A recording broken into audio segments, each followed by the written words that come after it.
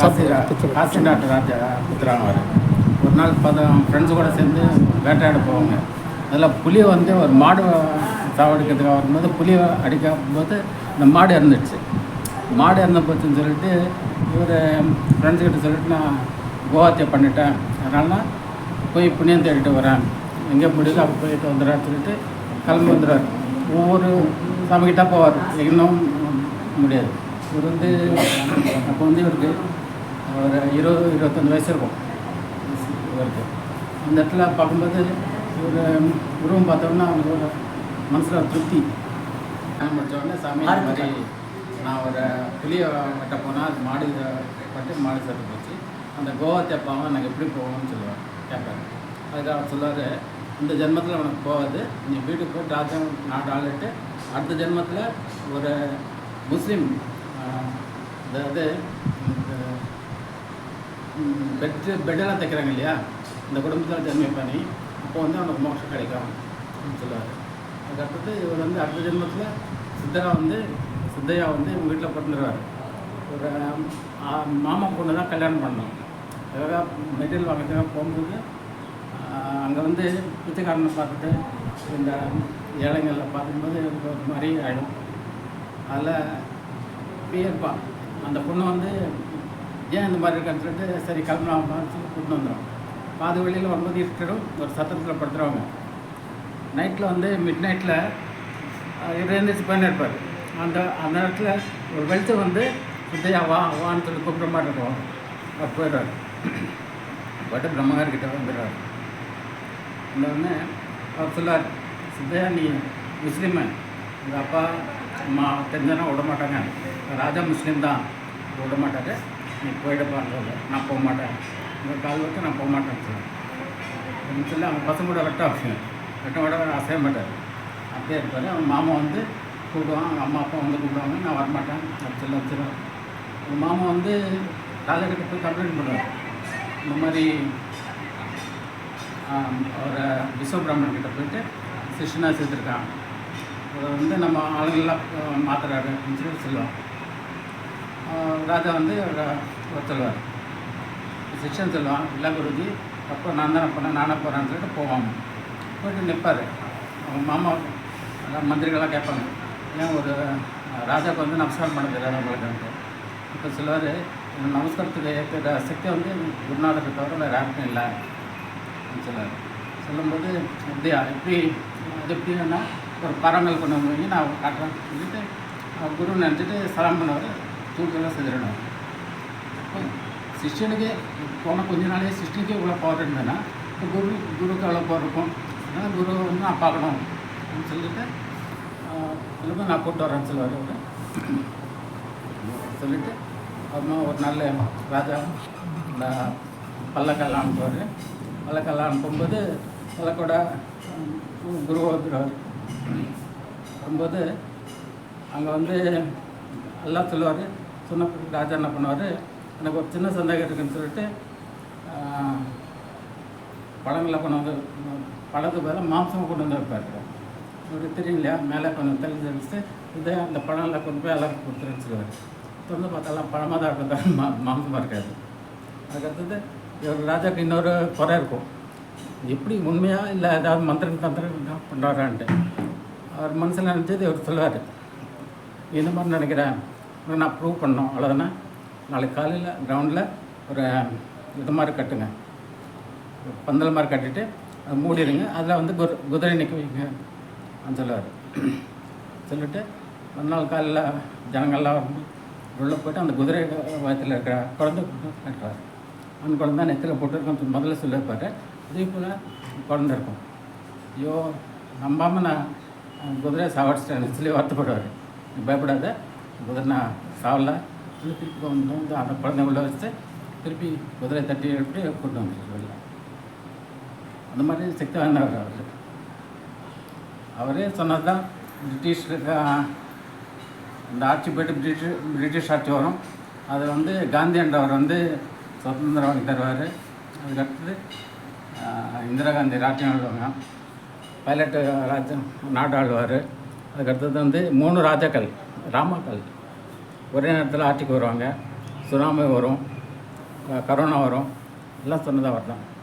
அதெல்லாம் மசூத்தி வரணும் ஃபஸ்ட்டு சொன்னதான் அவர் தான். இப்போது நான் சொல்ல போகிறது என்னென்னா, ஸ்ரீ வீர பிரம்மேந்திர சுவாமியோடைய அற்புதங்கள். அது எப்படின்னா, அவருடைய சிஷ்யரான சித்தையாவுடைய குரு சிஷ்யனுடைய ரிலேஷன்ஷிப் பற்றி நான் இப்போ சொல்ல போகிறேன்.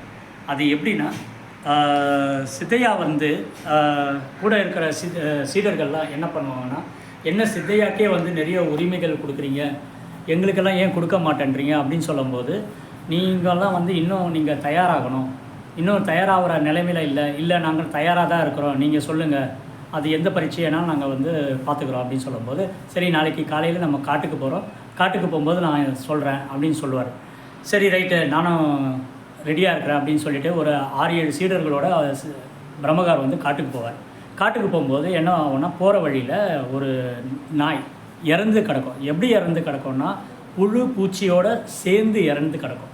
இறந்து கிடக்கும்போது அவர் என்ன பண்ணுவார்னா, மற்ற சீடர்களாக கூப்பிட்டு போயிட்டு சாப்பிடுங்க அப்படின்னு சொல்லுவார். அப்போது சீடர்களெல்லாம் முகம்லாம் ரொம்ப சுருங்கிடும். ஐயோ இதை ஏன் நான் சாப்பிடுவேன், இதெல்லாம் நான் சாப்பிட மாட்டேன், மாமிசம் இதெல்லாம் சாப்பிட முடியாது அப்படின்னு சொல்லுவார். அப்படியா, சரி நீங்கள் ஓரமாக இருங்க அப்படின்னு சொல்லிட்டு சித்தா அப்படின்னு கூப்பிடுவார். வேறு எதுவுமே சொல்ல மாட்டார். அந்த சொன்னதுக்கு அப்புறமா அவர் நேராக போவார். நேராக போயிட்டு மாமிசத்தில் கை வைப்பார். கை வைக்கும்போது எல்லாமே ஸ்வீட்டாக மாறிடும். அது ஒரு அற்புதம்.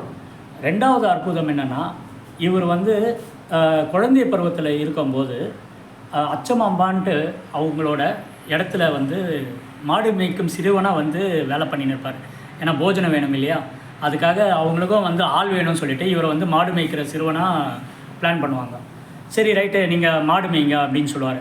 இவர் என்ன பண்ணுவார்னா, அவர் மாடுகளெல்லாம் அழைச்சிக்கிட்டு காட்டுக்குள்ளே போவார். காட்டுக்குள்ளே போயிட்டு மாட்டை வந்து அவர் கையில் ஒரு கம்பு கொடுத்துருவாங்க. அந்த கம்பை வந்து மேலே தூக்கி வீசிடுவார். அது ஒரு வட்டமாக சுற்றிக்கிட்டு இருக்கும். அந்த வட்டத்துக்குள்ளேயே தான் மாடுகள் வந்து மேய்ஞ்சிக்கிட்டே இருக்கும். அதை தவிர அது வெளியவும் வராது. அது வந்து ஒரு சிங்கம் வெளியே இருந்து பார்த்துக்கிட்டு முயற்சி பண்ணும் மாடை தாக்குறதுக்காக. ஆனால் அந்த சிங்கத்தால் அந்த வட்டத்துக்குள்ளே போக முடியாது. இதை வந்து நிறைய பேர் பார்த்துக்கிட்டு இருக்கிறவங்க அச்சமாம்பா கிட்ட போய்ட்டு கம்ப்ளைண்ட் பண்ணுவாங்க. எப்படி கம்ப்ளைண்ட் பண்ணுவாங்கன்னா, அவர் ஒழுங்காக வேலை செய்கிறதே கிடையாது, நீங்கள் வந்து கரெக்டான ஆளை வந்து நீங்கள் தேர்வு செய்யலை அப்படின்னு சொல்லி இது பண்ணுவாங்க. அப்போ என்ன பண்ணுவார்னா, அச்சமாம்பா வந்து இவர் உண்மையாக தான் வேலை செய்கிறாரா இல்லையான்னு சொல்லிட்டு உள்ளே வந்து செக் பண்ணலாம் அப்படின்னு சொல்லிட்டு வழக்கம் போல் மறுநாள் வந்து மாடு மேய்க்கிறதுக்கு கொம்போடு கொடுத்து அனுப்புவார். அதே மாதிரி போயிட்டு மாடு மேய்க்கும் சிறுவன் வந்து கொம்பை தூக்கி போடுவார். கொம்பு வட்டம் அடிச்சுக்கிட்டே இருக்கும். மாடு அதுக்குள்ளேயே இருக்கும். என்னடா இது அதிசயமாக இருக்குது, ஆளை யாருமே காணுமே அப்படின்னு பார்க்கும்போது ஒரு குகைக்குள்ளே வந்து அவர் போகிறத வந்து இவங்க பின்தொடர்ந்து பார்த்துக்கிட்டே போவாங்க. பின்தொடர்ந்து பார்க்கும்போது என்ன ஆகும்னா, அவர் வந்து காலஞானம் எழுதுவார். அது வந்து குகை பேர் வந்து பார்த்திங்கன்னா ரவளக்குண்டா குகைன்ட்டு. இன்றைக்கும் அந்த குகை இருக்குது. உள்ளே நுழைஞ்சிங்கன்னா ஒரு சைடில் பார்த்திங்கன்னா அச்சமாம்பாவும் எப்படி எட்டி பார்த்தாங்களோ அந்த மாதிரியும் அவர் எழுதுகிற மாதிரியும் ஒரு சிலைகளே இருக்குது. சரிங்களா, இது ரெண்டாவது அற்புதம். அற்புதங்கள் அவருக்கு நிறைய இருக்குது. குறிப்பாக சொல்லணுன்னா 2. இது மூணாவது அற்புதம் பார்த்திங்கன்னா, இதை வந்து நிறைய சிறுவர்கள்லாம் வந்து விளையாட்டு பிள்ளைங்கள்லாம் நிறைய பேர் இருப்பாங்க இல்லையா, ஒரு 16-17 வயசு பசங்கள்லாம் என்ன பண்ணுவாங்க, ஒரு நாள் வந்து உண்மையாகவே ஒருத்தர் வந்து இறந்து போயிருப்பார். அவரை வந்து எடுத்துகிட்டு போவாங்க. இந்த மாதிரி என்னுடைய வீட்டுக்காரர் இறந்துட்டார் அப்படின்னு சொல்லிட்டு அவர் வீட்டு வழியாக வாசல் வழியாக போகும்போது அவர் வெளியே வருவார். பிரம்மகார் ஏம்மா அழுவுற அப்படின்னு கேட்பாங்க. இல்லைப்பா, இந்த மாதிரி என்னுடைய வீட்டுக்காரர் இறந்துட்டார். இல்லைங்க, உயிரோடு இருக்கிறவரை எப்படிங்க நீங்கள் வந்து இறந்துட்டாருன்னு சொல்லுவீங்க அப்படின்னு சொல்லுவார். நீங்கள் இறக்கி வைங்க, அவர் எழுந்துப்பார் அப்படின்னு சொல்லுவாங்க. அப்படி பார்த்துட்டு அப்படியே அவங்க கீழே இறக்கி வைப்பாங்க. கீழே இறக்கி வைக்கும்போது பார்த்திங்கன்னா ஆச்சரியம் என்னென்னா, அவர் தூங்கி எழுந்துக்கிற மாதிரி எழுந்துப்பார்.